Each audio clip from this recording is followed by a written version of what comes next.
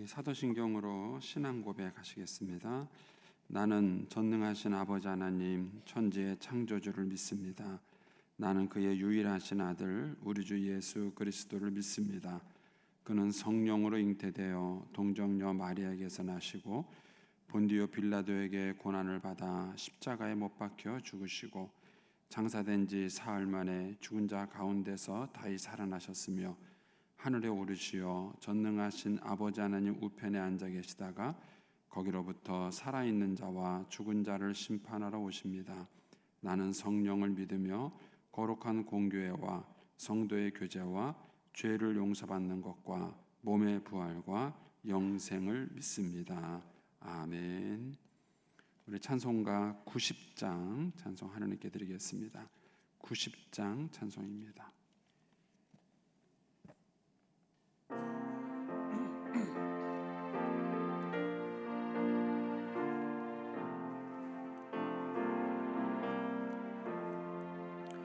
주 예수 내가 알기 전 날 먼저 사랑했네. 그 크신 사랑 나타나 내 영혼 거듭났네. 주 내 맘에 늘 계시고 나 주의 안에 있어 저 포도비유 같으니 참 좋은 나의 친구. 내 친구 되신 예수님 날 구원하시려고 그 귀한 몸을 버리사 내 죄를 대속했네. 나 주님을 늘 믿으며 그 손을 의지하고 내 몸과 마음을 바쳐서 끝까지 충성하리. 내 진실하신 친구여 그 은혜 내려주사 날 항상 보호하시고 내 방패 되옵소서. 그 풍성한 참 사랑을 네 능히 끊을 소냐. 날 구원하신 예수는 참 좋은 나의 친구. 아멘. 기도하겠습니다. 살아계신 하나님 아버지 은혜를 감사합니다. 지난 간밤에도 저희들을 주님 품 안에서 편히 쉬게 해주시고 또 이 새벽에도 저희들을 주 앞에 불러주심을 감사합니다. 오늘도 저희들에게 새날 주시고 또 생명 주시고 건강 주셨는데 이 한날도 주님과 더불어 동행하게 하시고 주를 기쁘시게 하는 한날 되게 하여 주옵소서. 이 새벽에도 기도의 영을 부어주셔서 저희들로 하여금 마땅히 간구할 것들로 기도할 수 있게 하여 주옵소서. 주님께 11조 예물과 또 1,000번째 예물을 올립니다. 하나님 아버지 믿음으로 순종으로 감사로 드리는 예물을 주님께서 기뻐 받으시며 약속하신 하늘의 복과 땅의 복으로 충만하게 채워 주옵소서. 주의 은혜로 종의 가정들을 형통케 해주시며 그 자녀들을 축복하여 주시옵소서. 예수님의 이름으로 축복하며 기도하옵나이다. 아멘. 오늘 아침 말씀은 시편 21편 1절에서 13절까지 말씀입니다.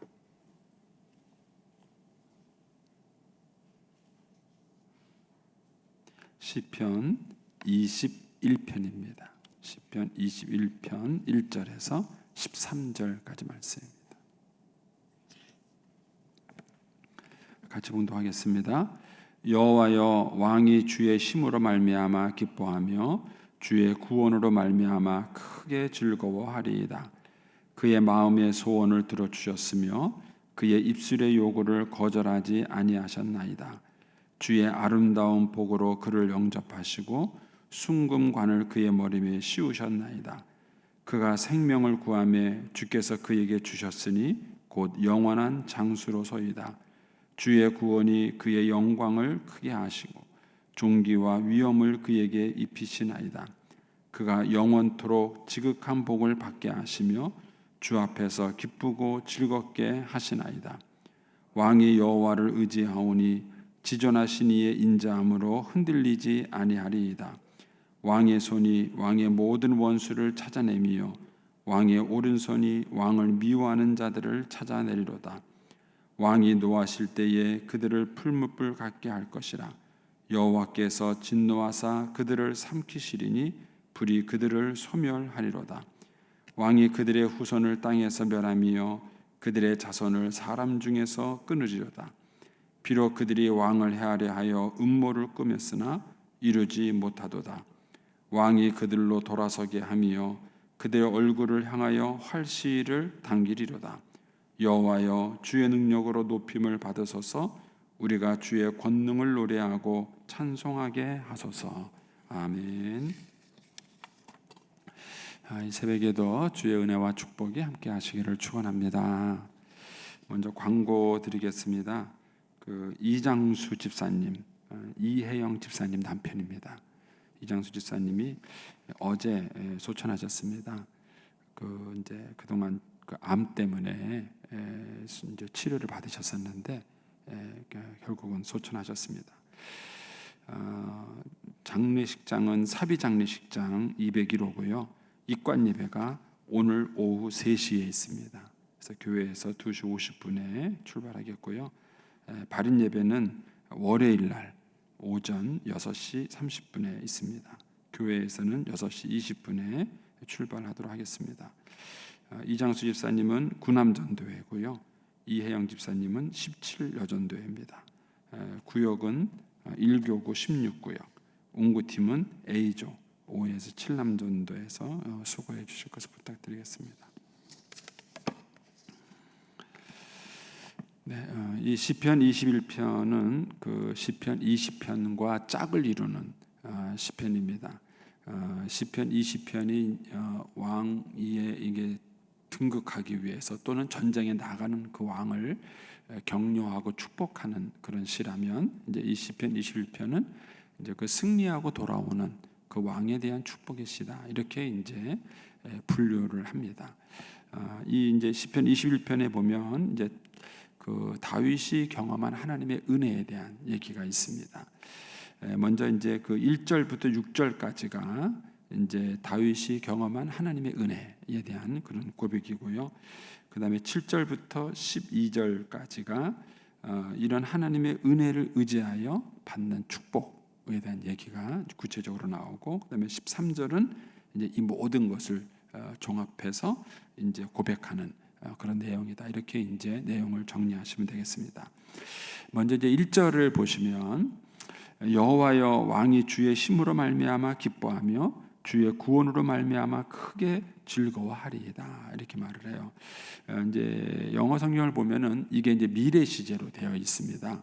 그러니까 왕이 기뻐하고 즐거워할 것입니다. 왜냐 하면은 2절부터 6절에 경험이 있기 때문에 그렇습니다. 2절부터 6절은 이제 왕이 경험한 하나님의 그런 그 힘과 구원이에요. 그러니까 거기 1절에 보면 주의 힘으로 말미암아, 주의 구원으로 말미암아 이렇게 말했는데, 그 주의 힘과 주의 구원이 구체적으로 무엇인지가 2절부터 6절에 쭉 고백적으로 돼 있습니다. 이제 이거는 이제 과거형 내지는 이제 현재 완료, 이런 식으로 이제 시제가 쭉 돼 있습니다. 그러니까 다시 이제 1절로 가시면 왕이 기뻐하고 즐거워한다. 근데 뭐 때문에 기뻐하는 거냐? 주님의 힘 때문에, 주님의 구원 때문에 기뻐한다 그랬습니다. 그러니까 사람이 살아가는데 기쁨과 즐거움은 되게 중요합니다. 그래서 그 사람들이 흔히 하는 말 중에 그런 말이 있죠. 요새 사는 재미가 없다고. 사는 재미가 뭐예요? 사는 재미. 그 사는 재미라는 게 결국은 기쁨이에요. 사람은 살아가면서 기쁨과 즐거움이 있어야 그 삶에 에너지가 생기는 것입니다. 사는 재미가 없다는 얘기는 기쁜 일이 없다는 거예요. 즐거워할 일이 없다는 거예요. 네. 죄송한 얘기지만 저는 요새 손녀 때문에 사는 재미가 있습니다. 하루에 2번 통화해요. 근데 요즘은 좀 커서 잘 안 쳐다보더라고요. 근데 이제 그런 게 사는 재미라 이렇게 말을 하죠. 그래서 이제 뭔가 사람이 살아갈 때 재미가 있어야 돼요. 근데 사람들이 이제 이 재미를 찾지 못하니까 결국은 마약을 하는 거예요. 도박을 하는 것입니다. 그래서 건강한 기쁨, 건강한 즐거움을 갖는 것이 삶을 건강하게 만드는 거예요. 여러분들의 사는 재미가 뭐세요? 여러분들의 돈 버는 재미세요? 어떤 분은 그러시더라고요. 돈 버는 게 너무 재밌대요. 돈이 잘 벌리시나 봐요. 돈 버는 게 너무 재밌다 그래요. 근데 이제 그거는 재미는 있을 것 같으세요. 그런데 그거는 그렇게 영원하지가 않습니다. 영원하지가 않아요. 그러니까는 나로 하여금 그 사는 재미가 있게 하는 게 뭘까 하는 거예요. 이제 그게 건강해야 삶이 건강해집니다.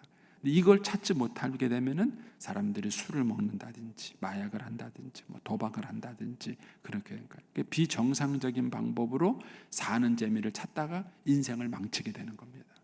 그래서 일을 잘하는 것도 중요하지만 잘 노는 것도 중요합니다. 어떤 분은 일은 참 잘하세요. 그런데 노는 법을 잘 모릅니다. 저는 그 케이스에 속하는 열심히 일하는 거는 좋은데 노는 거를 잘 못해요. 노는 건 제 아내가 잘 놉니다. 그러니까 사람이 건강하게 노는 것을 발견한다는 게 되게 중요해요. 그래서 건강하게 노는 것을 발견하지 못하면은 삶이 타락하게 되고요. 마귀가 항상 우리에게 그 중에 하나로 우리를 유혹하는 거예요. 일하는 걸로 유혹을 하든지 아니면 노는 걸로 유혹을 하든지 하는 것입니다. 그래서 건강한 취미 생활을 가지셔야 돼요. 건강한 취미 생활. 그러니까 그 건강하게 놀지 못하게 되면은 다른 것들은 다 중독 증세가 있습니다. 성경에 보면은 술 취하지 말라 이는 방탕한 것이니 오직 성령으로 충만함을 받아라 이렇게 말했는데 술 취하는 것도 재미가 있죠. 그 삶의 재미를 갖고 옵니다. 그런데 결론이 뭐냐면은 방탕이에요. 끄트머리가 방탕이에요. 이거는 건강한 기쁨이 아닌 거예요. 성령 충만은 우리에게 기쁨을 갖고 옵니다. 그런데 끄트머리가 방탕이 아니라 거룩이에요. 그러니까는 우리가 어떤 기쁨, 어떤 즐거움을 갖느냐 하는 것이 그 삶의 질을 결정하는데 대단히 중요합니다. 그래서 우리가 아이들에게 잘 노는 법도 가르쳐야 돼요. 근데 보통 부모님들은 아이들에게 공부하는 법만 가르쳐요. 그런데 공부 잘하는 애가 사고를 치는 거예요. 왜 사고를 치냐면은 공부는 열심히 했는데 그 다음에 뭐예요? 잘 놀 줄 모르는 거예요. 잘 논다는 게 누굴 때리는 거예요. 제가 이제 저희 조카는 이제 저희 누님은 하나의 아이를 키웠고 저희는 셋이잖아요. 근데 어렸을 때 보면은 넷이 이렇게 어울리다 보면은 가끔 사고가 생겨요. 왜 생기냐면은 저희 아이들 3명은 늘 같이 어울려 봤기 때문에 예를 들어 상대방을 툭 때려도 장난으로 때리는 거와 진짜 때리는 게 다르잖아요. 장난으로 때리는 그 세기를 알아요. 그런데 저희 조카는 늘 혼자 지내다가 어느 날 와서 넷이 같이 어울리잖아요. 장난으로 때린다는 게 진짜 때리는 거예요. 이게 구분이 안 되는 거예요. 걔는 혼자 늘 지내봤기 때문에 그게 잘 연습이 안 된 거예요. 그래서 장난친다는 게 애를 진짜 때려가지고 막 울린다든가 그런 일들이 이제 어렸을 때 좀 있었어요. 그러니까는 노는 것도 우리가 잘 배워야 돼요. 그래서 우리가 아이들을 키울 때 그 아이가 건강한 그런 즐거움, 건강한 기쁨을 갖도록 도와주는 것이 중요하죠. 근데 여기에 보면은 이 왕은 어디서 기뻐하고 즐거워하느냐? 자기가 전쟁에서 이긴 걸로 기뻐한다든지 자기가 이룬 업적을 가지고 기뻐한다든지 그런 걸 갖고 기뻐하는 게 아니에요. 뭘 갖고 기뻐합니까? 주의 힘 때문에, 주의 구원 때문에 그런 거예요. 그러니까는 이 왕이 늘 기쁘고 즐거운 게 뭐냐? 하나님이 주시는 그 힘과 하나님이 주시는 구원인 거예요. 그럼 그 힘과 구원이 구체적으로 뭐냐? 그게 이제 2절부터 6절에 나옵니다. 첫 번째는 뭐냐면은 그의 마음의 소원을 들어주셨어요. 누가? 하나님이. 어떻게? 그의 힘으로, 그의 능력으로 하나님이 주신 거예요. 그 마음의 소원을 들어주셨고 그 입술의 요구를 거절하지 아니하셨다. 그런 거예요.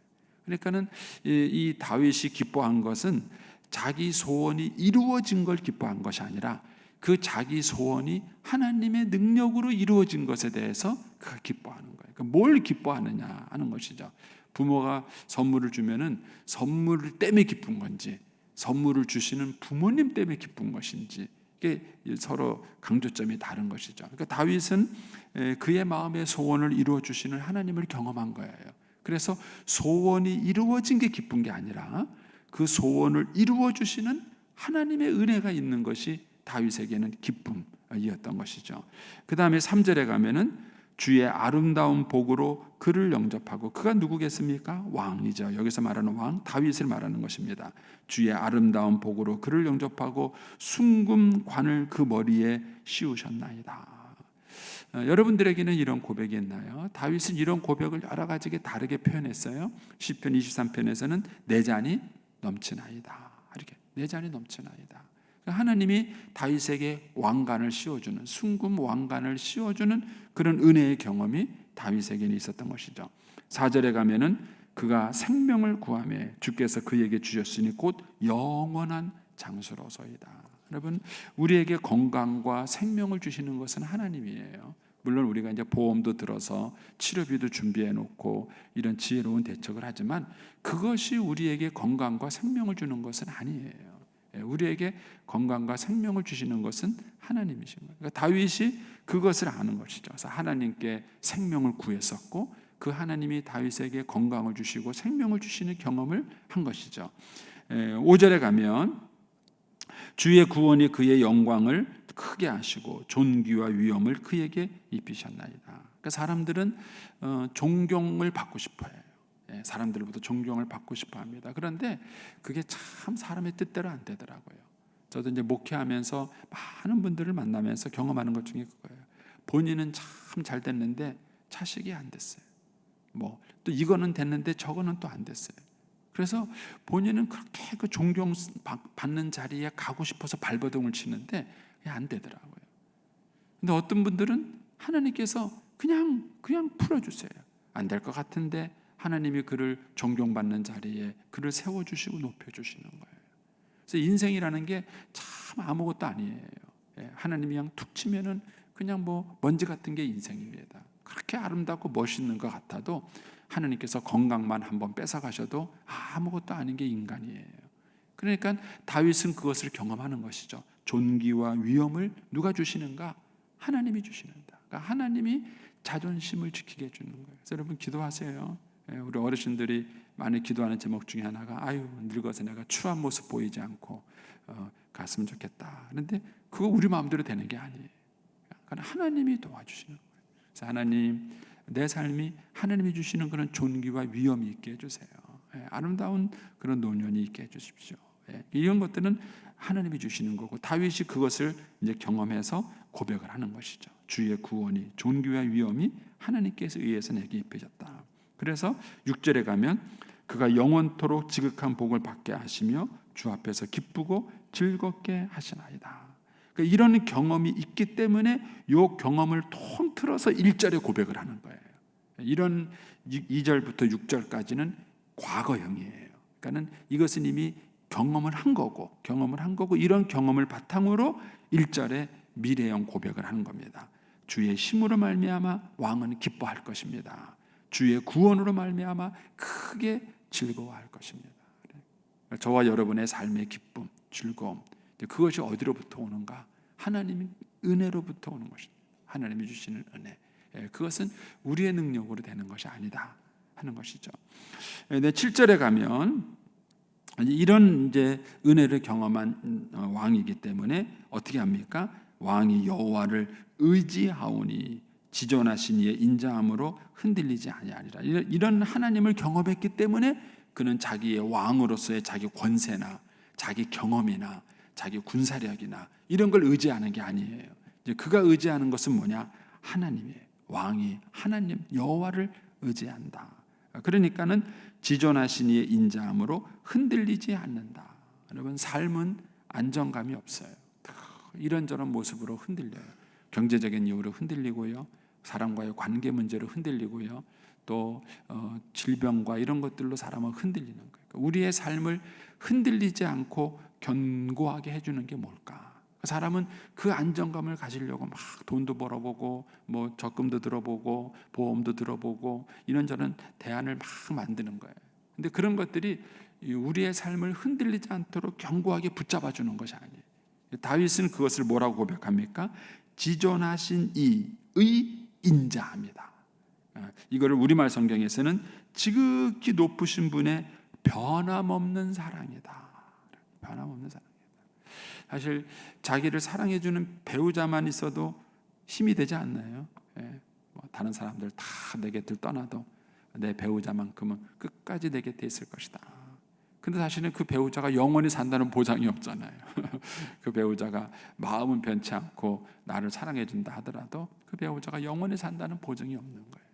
근데 이 다윗은 지존하신 하나님, 지존하신 하나님의 변함없는 사랑, 그것이 자기를 흔들리지 않도록 붙잡아주는 힘의 근원이다. 이렇게 고백을 하는 것입니다. 그리고 이제 그런 하나님의 은혜가 구체적으로 어떻게 자기 삶에 있었는지를 또 8절에서 12절까지 해서 쭉 그런 예로 고백을 하며 노래를 하는 겁니다. 8절에 보시면 왕의 손이 왕의 모든 원수를 찾아내며 왕의 오른손이 왕을 미워하는 자들을 찾아내리다. 왕은 끊임없는 전쟁을 하게 되고 또 주변에 많은 대적들이 있었는데 그들을 찾아서 다 이길 수 있도록 누가 도와줬다는 거예요?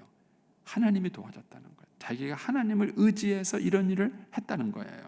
9절에 가면은 왕이 노하실 때에 그들은 뭐죠? 왕의 원수들이죠. 그들을 풀무불 같게 하고 왕이 진노할 때에 그 원수들을 삼키리니 불이 그들을 소멸하리로다. 그 왕의 이런 능력이 어디서 나왔느냐? 그것이 하나님을 의지해서 나왔다는 거예요. 하나님을 의지해서 왕에게 이런 능력이 왔다.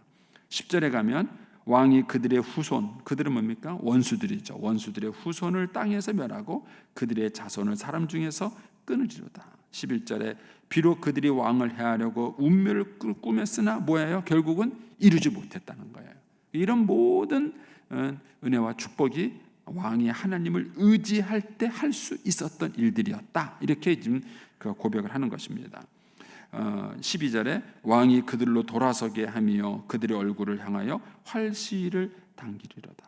이런 왕의 능력, 왕의 힘, 이게 다 어디서 나왔느냐 하면 그가 하나님을 의지하여 살 때 이런 은혜와 축복이 주어졌다는 것이죠. 그래서 왕이 하나님을 의지하고 그 하나님의 인자함 때문에 그의 삶이 흔들리지 않습니다라는 고백을 하는 것입니다. 이런 모든 것들을 통틀어서 13절에 고백을 하는 것이죠. 13절에 가면은 여호와여 주의 능력으로 높임을 받으소서. 그 하나님의 능력을 찬양하는 거예요. 그래서 예배라는 것은요, 이런 신앙 고백적 의미를 담고 있는 것입니다. 그래서 저와 여러분이 예배를 잘 드리면 1절부터 12절까지의 내용이 그 예배 속에 담겨져 있어야 돼. 그래서 우리가 하나님을 찬양할 때, 하나님을 찬송할 때 이 내용이 그 속에 담기는 거예요. 그러니까 이런 하나님을 새롭게 경험할 때마다 그 하나님의 능력, 또 하나님의 인자, 이런 것들을 경험할 때마다 우리에게 새 힘이 솟는 거예요. 그게 예배예요. 그래서 참된 예배는 반드시 우리의 영혼을 소송케 하고 우리의 삶을 회복시키는 것입니다. 그것이 예배가 주는 축복입니다. 그래서 13절에 가면은 여호와의 주의 능력으로 높임을 받으소서. 우리가 주의 권능을 노래하고 찬송하게 하소서. 이게 바로 예배다라는 것입니다. 여러분들이 찬송하는 거 뭐예요? 여러분들이 노래하는 거 뭔가? 여러분들이 자부심을 갖고 있는 게 뭔가? 하나님은 그 허상으로부터 자꾸 우리를 깨워주시는 거예요. 우리는 살아가는 동안에 자기의 재능을 스스로 자부심을 느끼고 찬양할 때가 있고, 자기가 이뤄놓은 업적을 스스로 자부심을 느끼고 찬양할 때가 있어요. 그런데 인생을 조금만 더 살면 그게 의지할 수 있는 게 아니고 나를 지탱해 주는 게 아니라는 것을 자꾸 깨닫게 되는 거예요. 결국 뭐만 남아요? 남는 게 뭐예요? 하나님이에요. 하나님입니다. 그 하나님이고 하나님의 사랑이고 은혜예요. 그것이 가장 마지막까지 남는 것이고 우리를 견고하게 붙들어주는 힘이 되는 것입니다. 그래서 세월이 가실수록 이 하나님을 더 깊이 묵상하십시오. 깊이 묵상하십시오. 하나님을 더 알아가면 알아갈수록 그 하나님을 더 경험하면 경험할수록 반대급부로 우리에게 주어지는 게 뭐냐면은 평안이에요. 기쁨입니다. 그래서 하나님으로 인하여 기쁘고 하나님으로 인하여 우리의 삶 속에 새 힘이 솟아오르는 것입니다. 이런 은혜와 축복이 저와 여러분 모두에게 넘쳐날 수 있게 되기를 축복합니다. 기도하겠습니다.